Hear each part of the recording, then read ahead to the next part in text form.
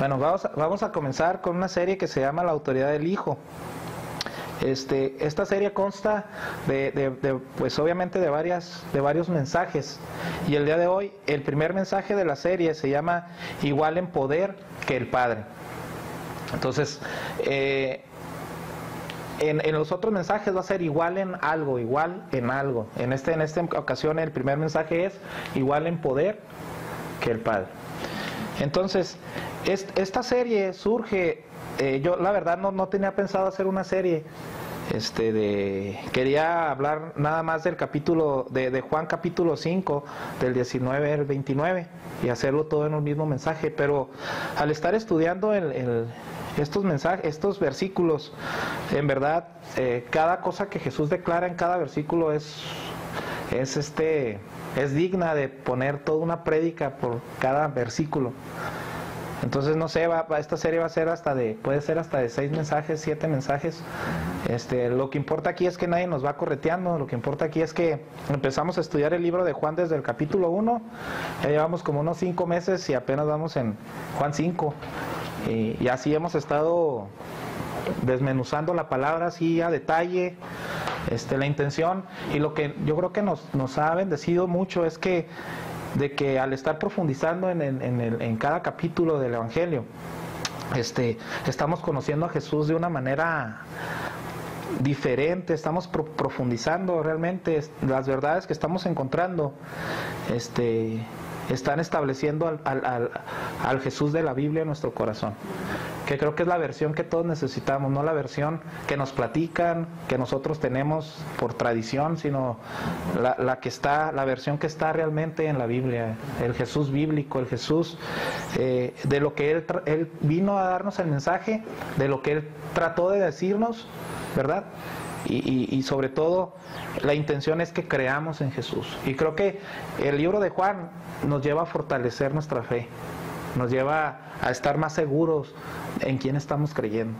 Y es muy padre que todas las dudas que trae uno en su corazón se van disipando y vamos entendiendo cada vez más por qué Cristo, por qué creer en Jesús, por qué, si hay un abanico de religiones, por qué Jesús, por qué poner mi mirada en Jesús. Entonces el Evangelio de Juan cada vez nos va cerrando el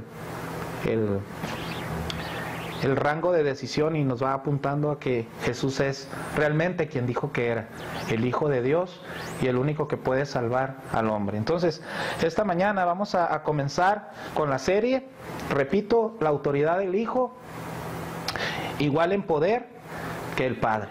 ¿Ok? La semana que entra pues nos vamos a ir así por la serie. Entonces, esta serie entonces se basa en Juan capítulo 5, versículo del 19 al 29, aunque en esta vez vamos a ver nada más el versículo 19.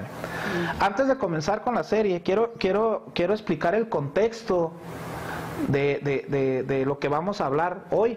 O sea, antes de ese capítulo 19 pasaron cosas que nos van a ayudar a entender del capítulo 19 hacia abajo. Entonces quiero empezar con el contexto de qué estaba pasando alrededor de Jesús cuando Él estaba hablando esta palabra, ¿verdad?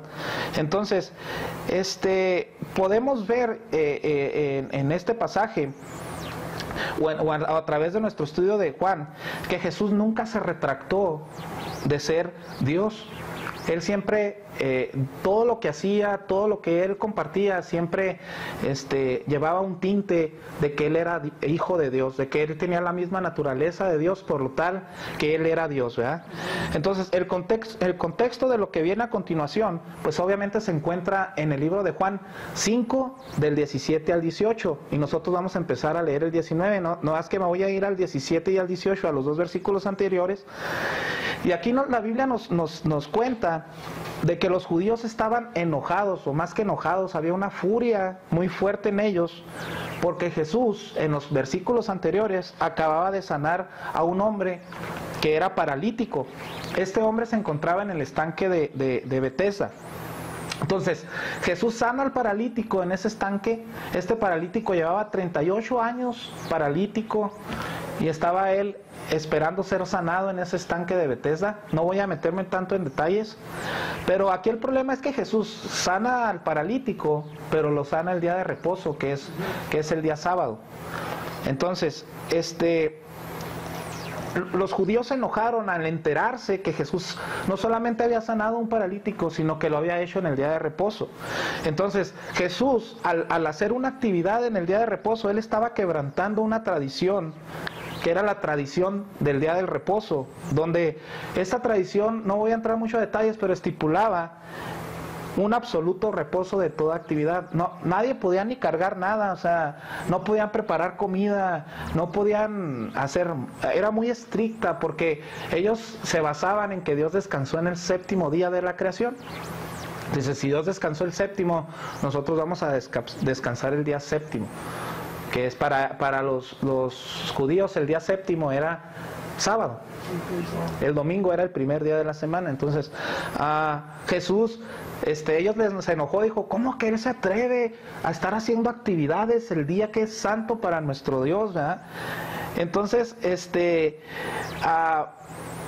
también fue eso, pero aparte lo que más enardeció es que lo que Jesús dijo en Juan 5, 17 al 18, que quiero que lo veamos. Si quieren se los leo, si lo quieren buscar, búsquenlo. Pero dice, y Jesús le respondió, mi Padre hasta ahora trabaja, dice, y yo trabajo.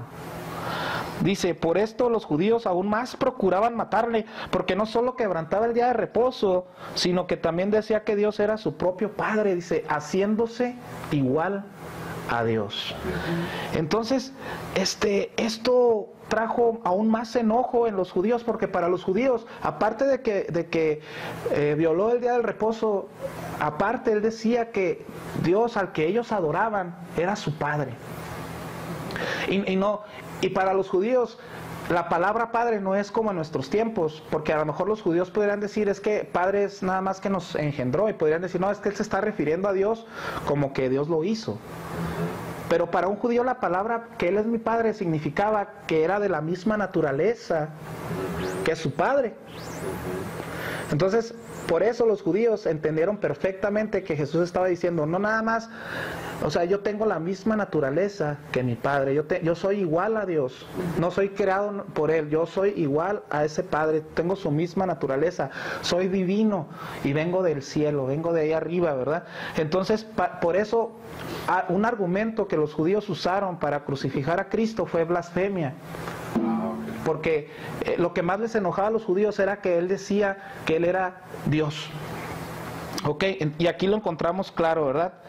Que las razones era que Él se quería hacer igual a Dios. Entonces, en ese contexto, judíos enojados, judíos enardecidos por el día de reposo y por que Él estaba blasfemando, en ese contexto Jesús comienza el capítulo, el versículo 19, de lo que vamos a empezar a hablar hoy.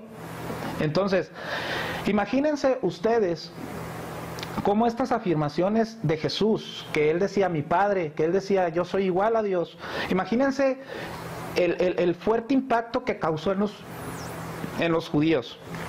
¿Sí? ¿Por qué? Porque los judíos eran monoteístas. ¿A qué me refiero con monoteístas? Ellos creían en un solo Dios, nada más en un Dios. Los pueblos de alrededor de los judíos siempre se caracterizaron por ser politeístas. Tenían más de un Dios, tenían el Dios de la fertilidad, el Dios creador, el Dios tenían muchas divinidades. Los egipcios tenían muchas divinidades, y los judíos siempre se caracterizaron por creer en un solo Dios, era monoteísta. Entonces, imagínense el shock. Si Jesús era Dios, ¿sí? Esto atentaba directamente pues con lo que ellos creían. ¿Por qué? Porque decían, no puede haber dos dioses. O sea, solamente hay uno. En la Biblia, en Deuteronomio, Deuteronomio capítulo 4, del 35 al 39, y Deuteronomio capítulo 6, versículo 4, nos habla de que dice, oye Israel, Jehová nuestro Dios, Jehová uno es. Entonces ellos de ahí, Jehová es uno, ¿verdad? Entonces ellos la entendían así. Entonces, si Jesús era Dios, pues ya no habría un solo Dios, sino dos. Y esto era una grave negación al Dios que los judíos creían, porque ellos decían, es que solo hay uno. ¿Sí? Entonces, en este pasaje del libro que vamos a estudiar de Juan, es muy importante porque Jesús por primera vez explica de una manera más profunda cómo es su relación con el Padre. ¿Sí? Entonces, aquí él hace una defensa completa del monoteísmo cristiano. ¿Cuál es el monoteísmo cristiano? Nosotros seguimos creyendo que hay un solo Dios, ¿sí? ¿Cuál es el monoteísmo cristiano? Que el Padre y el Hijo son uno solo. Entonces, esta parte de lo que vamos a ver aquí es muy importante, porque aquí Jesús empieza a dar argumentos del por qué seguían siendo uno y no dos como ellos creían que eran, y cómo Jesús da un argumento, una defensa de que ellos seguían creyendo, tenían que seguir creyendo en un solo Dios. ¿Sí me estoy dando a entender? Entonces para Jesús fue muy importante porque tenía ya ahora sí que explicar a los judíos que no eran dos, sino que realmente eran uno. Y que ese Dios en los que ellos estaban creyendo seguía siendo uno, pero Jesús empieza a explicarles por qué.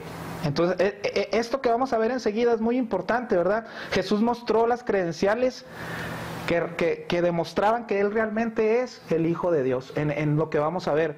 Entonces, esto es muy, muy padre, y para nosotros como cristianos, decir, yo no estoy creyendo en Jesús nada más a ciegas, hay una explicación a esto. Aquí vamos a ver algo sobre el concepto de la Trinidad que nosotros creemos, que para muchos es que nosotros estamos creyendo en tres dioses. A muchos no les cabe en la cabeza de que porque dicen que creen en uno, pero son tres.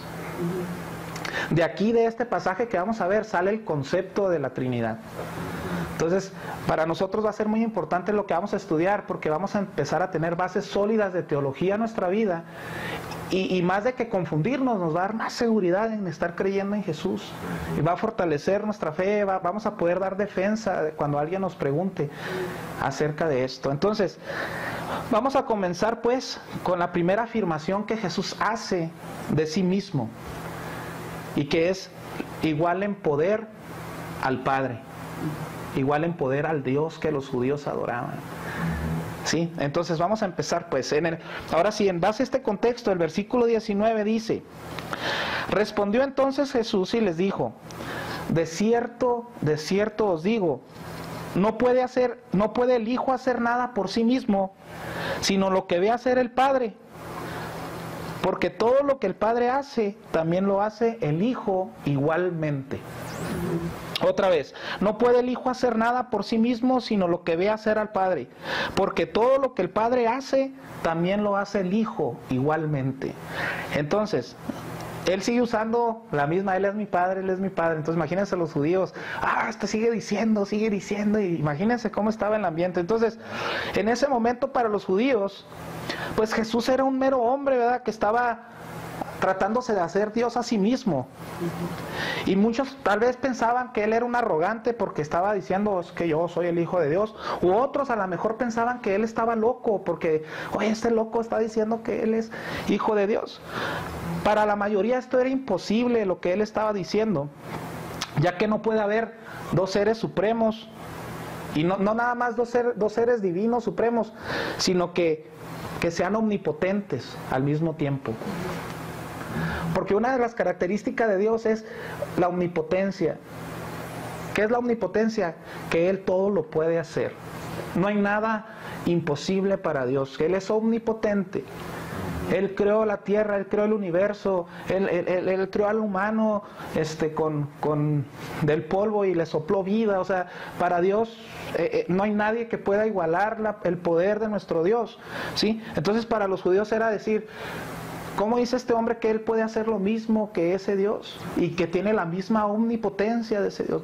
Es imposible que haya dos al mismo tiempo, dos dioses omnipotentes, dos seres divinos, ¿verdad? Entonces, como veremos en este pasaje, Jesús no pretendía ser otro Dios diferente. Él no estaba diciendo, ya tienen ustedes uno, pero yo también soy Dios. Jesús no quería decir, ya vamos a hacer la separación, va a haber dos dioses, ¿sí? Jesús en ninguna manera trató de decir esto actuando de manera independiente, ¿verdad? Diciendo, es que yo soy independiente de ese Dios, pero también tengo los mismos derechos y el mismo poder, ¿sí? Debemos quitar de nuestra mente cualquier idea de competencia o rivalidad entre dos deidades. A Jesús no estaba diciendo yo soy otro y hay competencia entre el Padre y el Hijo, ¿verdad? Sí, que si hay competencia y rivalidad y hay independencia, sí tendríamos dos dioses, pero qué grueso, que lo que Jesús quiere resaltar en su mensaje es que la relación que hay entre el Padre y el Hijo es de amor y de confianza mutua. Y están unidos en un mismo propósito y en una misma obra. No hay independencia. Están ligados, hacen lo mismo, van hacia donde mismo, ¿verdad? Qué grueso, porque volvamos a leer el capítulo, dice, no puede el Hijo hacer nada por sí mismo, sino lo que ve hacer el Padre, es una dependencia. Y dice, porque todo lo que hace el Padre, también el Hijo igualmente lo hace. Qué grueso aquí. Entonces, lo anterior nos lleva a lo que el concepto de la Santísima Trinidad. ¿Sí? ¿Cuál es el concepto de la Santísima Trinidad? Miren, en la Biblia no aparece en ningún versículo el concepto de la Santísima Trinidad, no aparece. Pero la Santísima Trinidad sale de todo esto, es una manera de explicar que sí creemos en un solo Dios, pero en base a lo que Jesús nos dijo, ¿verdad? Y poder decir, en base a los argumentos de Jesús, de la Biblia, pues todo nos lleva y confluye a la Santísima Trinidad. ¿Sí? ¿Qué es lo que nos dice que es la Santísima Trinidad? Así en un solo párrafo se los voy a decir. Que hay un solo Dios en tres personas, ¿sí? Que son iguales en su naturaleza divina y mutuamente dependientes entre sí. ¿A qué me refiero que son dependientes? Que no puede haber, no son independientes, que todos trabajan en lo mismo, en pocas palabras que los tres son uno. Los tres trabajan en una sola cosa, los tres van hacia donde mismo, los tres son Dios, tienen la misma naturaleza y sigue siendo uno solo Dios. Ese es el concepto de la Trinidad, ¿verdad? Y esto es lo que Jesús quiere resaltar en su mensaje, que la relación que hay entre el Padre y el Hijo es de amor y de confianza mutua, y que están unidos en propósito y obra, ¿verdad? Entonces,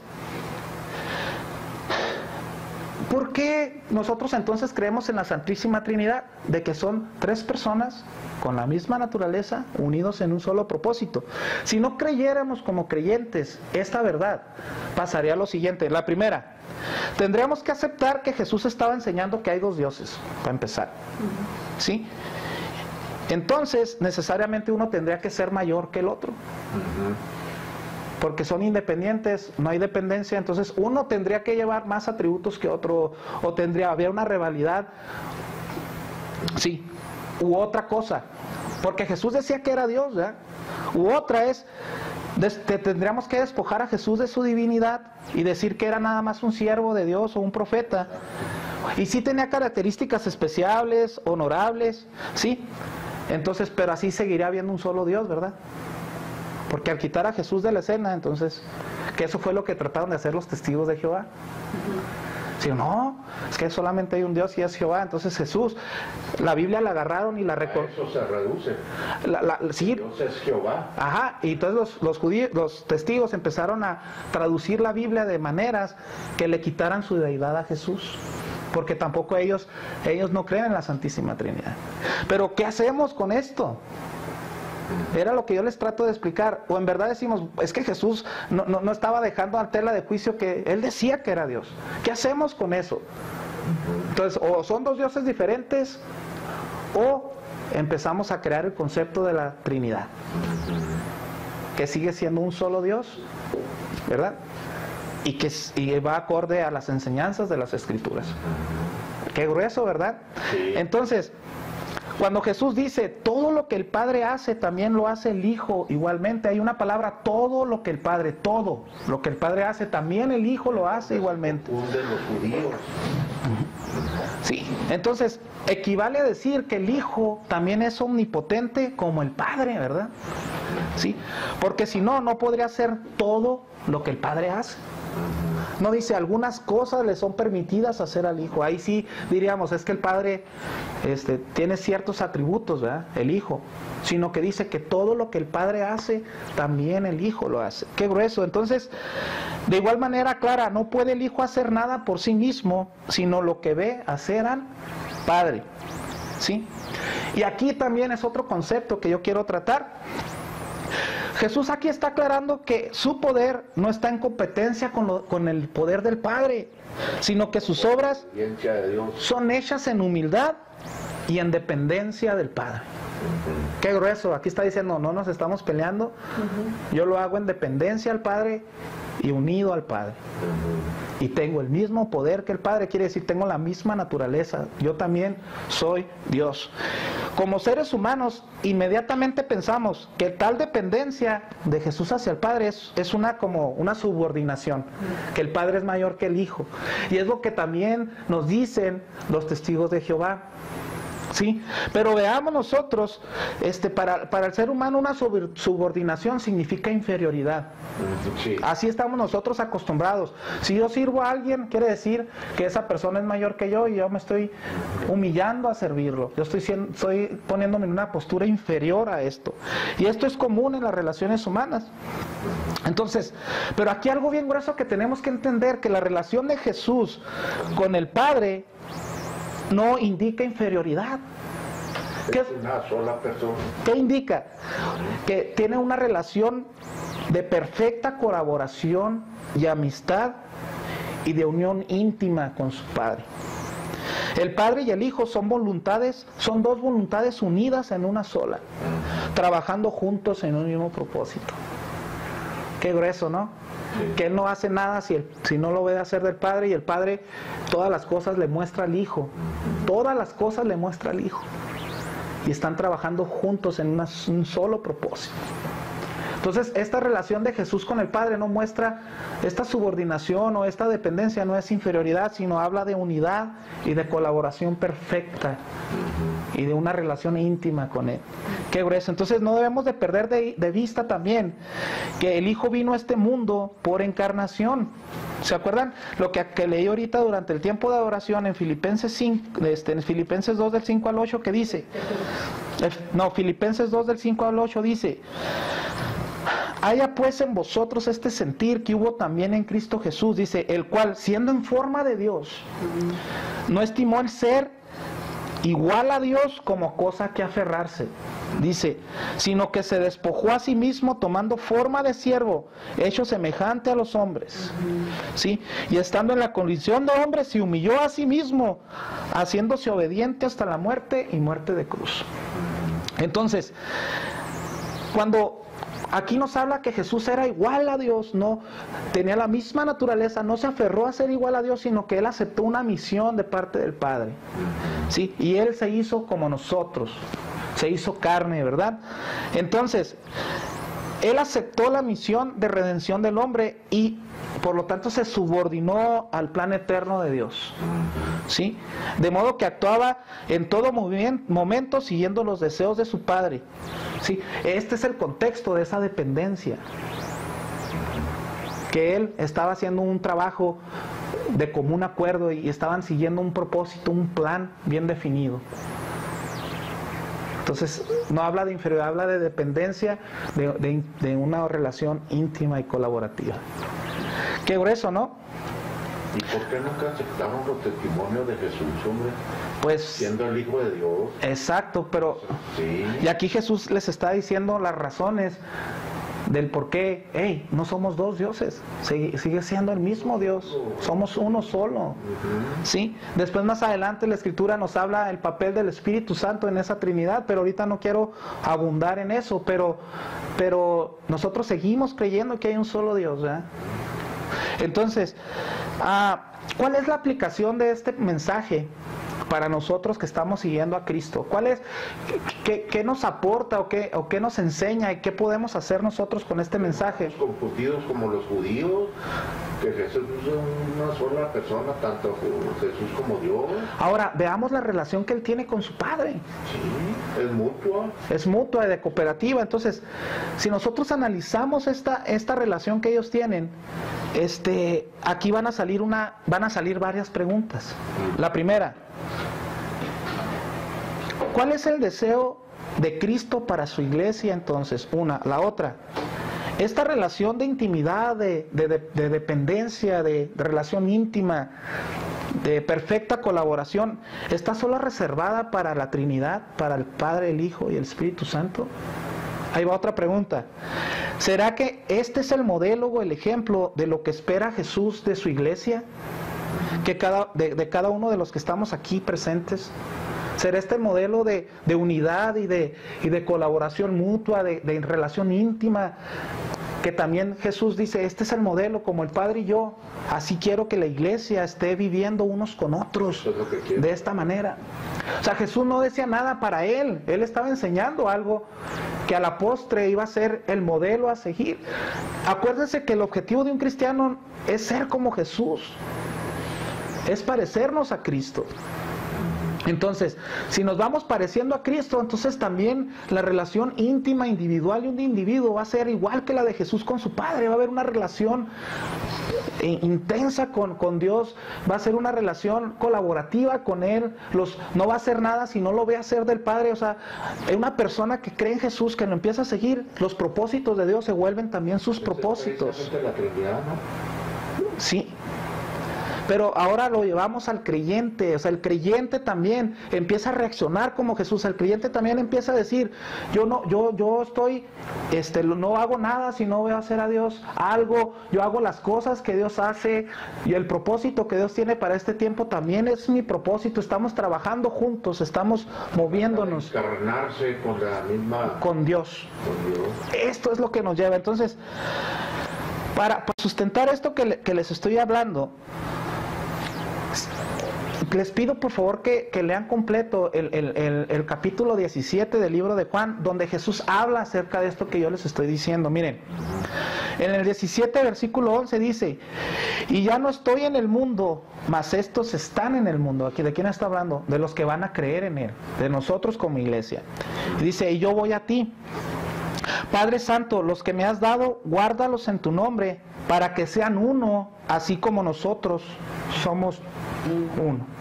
O sea, el deseo de Jesús es que su iglesia sea una, como así Él es uno con el Padre. Que no se vean diferentes personas, que no sean diferentes, dependientes unos de otros, con propósitos distintos, sino que así como Él, su negocio era el negocio del Padre y estaba unido con el Padre, que cada uno en su iglesia seamos uno, con el mismo objetivo, con el mismo propósito, con la misma relación que Jesús tenía con su Padre. En Juan 17 del 21 al 23 dice, para que todos sean uno como tú, Padre, en mí y yo en ti.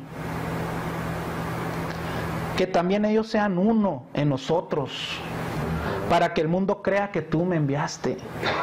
Dice, la gloria que me diste yo se las he dado, para que sean uno, así como nosotros somos uno. Dice, yo en ellos y tú en mí, para que sean perfectos en unidad. El Padre y el Hijo son perfectos en unidad. Y eso es lo que quiere Jesús. Y Jesús eso es lo que quiere para su iglesia.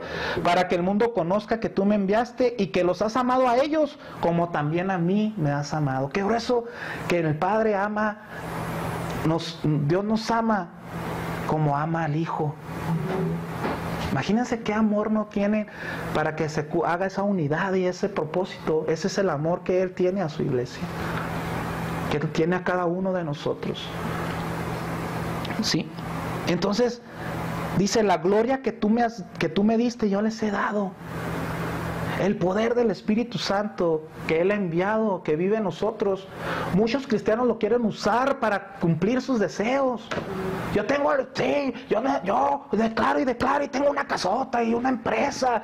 Pero dice aquí que el poder del Espíritu Santo es para ocasionar en las personas que sean uno con Dios. No hay mayor objetivo en la vida y no hay mayor fuente de gozo y de realización que conocer a Dios. El poder del Espíritu Santo es para llevar a una persona que cree en Cristo, que cada vez vaya fundiéndose con Dios, que cada vez vaya conociéndolo más. Ese es el objetivo del Espíritu Santo. No es cumplirte tus sueños, no es hacerte un empresario famoso, no es hacerte una persona exitosa. El papel del Espíritu Santo es llevarte a parecerte a Cristo cada vez más. Y si te vas pareciendo a Jesús, te vas acercando a una relación más intensa con Dios, vas conociendo más a Dios. Dios en este tiempo quiere levantar una iglesia donde las personas se sirvan unos a otros en el Espíritu de Cristo. ¿A qué me refiero con esto? Así como Jesús no era una inferioridad que Él dependiera del Padre, la Biblia, más adelante vamos a ver muchos versículos que hablan, por ejemplo, el que haya el mismo sentir que hubo en Cristo Jesús. ¿Cuál fue que hubo en Cristo Jesús? Que se humilló y nos sirvió. Pablo le está diciendo a los creyentes, hay este mismo sentir en sus corazones, humíllense y sirvan a sus hermanos. Pero ya estamos entendiendo cuál es el concepto. El humillarnos y servir a los demás no es un concepto de inferioridad. Esto está indicando que somos iguales ante Dios todos, pero al servirnos estamos siguiendo el ejemplo de Jesús con el Padre. ¿Cuál? Una total dependencia de unos a otros. Yo no sirvo a mi hermano porque soy inferior a él, sino yo lo sirvo porque es el modelo de Jesús. Porque a mí no me denigra el servir a otros, porque no me denigra en pensar en los demás, sino que estoy indicando mi unidad y mi dependencia de mis hermanos al yo servirlos. Por eso el Evangelio lo primero que hace cuando lo recibimos es que le pega al egoísmo, a la individualidad. De repente no te juntas con nadie, no te interesa el mundo exterior, y de repente el Evangelio, cuando empiezas a conocer más a Jesús, te saca de ti mismo y empiezas a pensar en otros. De repente quieres visitar a alguien, quieres ir a las reuniones, quieres ir a trapearle la casa a alguien, quieres ir a visitar, a orar, a discipular, porque este es el Espíritu de Dios. Él quiere que seamos unidos, Él quiere que nos sirvamos, Él quiere que dependamos los unos de los otros. Él quiere que haya una unidad, así como ellos en Dios, en su iglesia, entre su iglesia y con Dios. Este va a ser el objetivo de nuestra iglesia. O sea, vamos a pelear, vamos a luchar contra todo lo que atente esta unidad del cuerpo. Entonces, siempre, o sea, ya hay mensajes saturados en la iglesia, hay que ser unidos, hermanos, unidos, y el hurra, ¿verdad? De que, sí, bueno, y se juntan y planean y dicen, bueno, tenemos que ser uno, ¿verdad? Ese tenemos que ser uno, pues a lo mejor puede haber unidad fingida, pero la unidad que habla aquí es la unidad del Espíritu Santo, la unidad de Jesús. Esta no la puede producir una reunión donde todos lleguen a acuerdos, ¿verdad? Bueno, me caes mal, pero vamos a trabajar juntos. Sí, pero pues bueno, pues así dice, pues vamos a hacerlo. Esto habla de una unidad que surge de una comunión con Dios, que surge de estar entendiendo la Escritura, que surge de lo que Dios nos está revelando a través de su palabra, que surge de una comunión con Él. Si un creyente está empapándose de Dios, está buscando al Señor, está cumpliendo su propósito y se topa con otro creyente que no lee la palabra, que no lo tiene en sus caminos, el concepto de unidad va a ser diferente. Uno va a decir, yo sirvo, me estoy haciendo inferior y pues no tengo tiempo y no traigo ganas. Y el otro va a decir, es una necesidad. Edificar el cuerpo de Cristo es una necesidad, que yo dé mis talentos, mis dones, para que mis hermanos sean edificados. Son dos lenguajes diferentes. Y la iglesia está llena de personas que entienden la unidad, pero unos en su entendimiento y otros en el Espíritu de Dios. Por eso no avanzamos. No quieren exponer sus vidas a Cristo, no quieren entregar sus corazones a Jesús, no quieren entregar sus vidas a creerle a Cristo, y eso hace cristianos fríos y cristianos apartados, ¿verdad? Y qué grueso que Jesús nos dice, yo soy igual que el Padre, y hay una dependencia y seguimos siendo uno. Esto es lo que quiero para mi iglesia, que tengan esta misma relación que tenemos entre nosotros, que la tengan ellos unos con otros y con nosotros, que sean uno en nosotros, que la iglesia también sepa qué hay en nuestro corazón y que la iglesia hagan. Entonces, ¿qué viene aquí? Cuando la iglesia es uno con Dios, cuando la iglesia es una, cuando la iglesia está funcionando en el Espíritu de Dios, están dejando que el Espíritu los capacite, los guíe, los transforme a través de la palabra. Entonces, como dijo Jesús, todo lo que hace el Padre yo también lo hago. Entonces la iglesia va a decir, todo lo que Jesús hizo, nosotros también lo hacemos. porque el mismo poder de Jesús va a estar a través de su iglesia. ¡Qué grueso!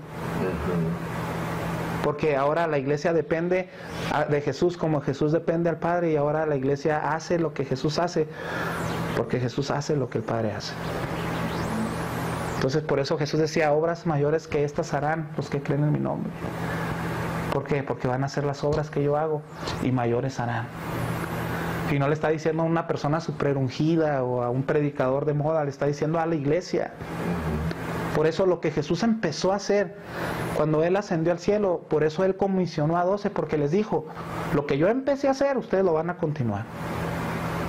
Y así han pasado 2000 años y es el mismo llamado. La iglesia tiene el llamado en este tiempo de continuar con lo que Cristo empezó.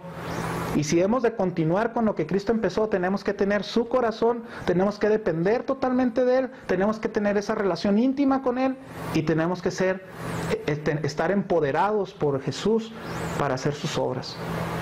Pero solamente así, buscando lo mismo que Él busca y todos trabajando en un mismo objetivo en Cristo.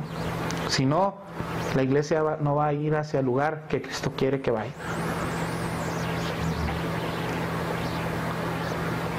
Entonces ya vimos que la credencial de Jesús, que es igual a Dios, que no son dos, que es uno solo, pero ya vimos también que es el modelo de la iglesia, que es lo que Él desea.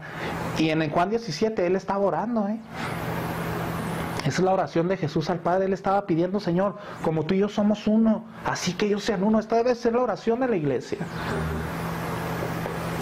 Entonces yo estoy en un lugar, Dios me puso en una iglesia, tengo hermanos alrededor, o sea, es tiempo de empezar a cuestionarnos. Si yo sigo siendo el mismo, si entonces yo no tengo esa intimidad con el Señor, no estoy ligándome a Él, no me ligo a mis hermanos, entonces es tiempo de cuestionarnos y decir, realmente, Señor, pues necesito esto en mi vida, porque es vital. Hay que abrir nuestros ojos.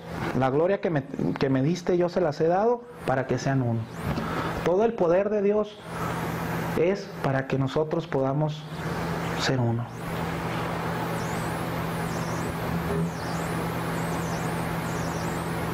Entonces, este es el mensaje primero de la serie. El otro mensaje, ahí lo postearemos en el Facebook, de lo que se va a tratar. Va a ser igualdad en, y todos van a tener primero igualdad en, y vamos a buscar cómo lo podemos llevar a cabo como creyentes. Entonces, pues nos vemos el próximo domingo. Bueno. Vamos a orar, ¿no? Para terminar.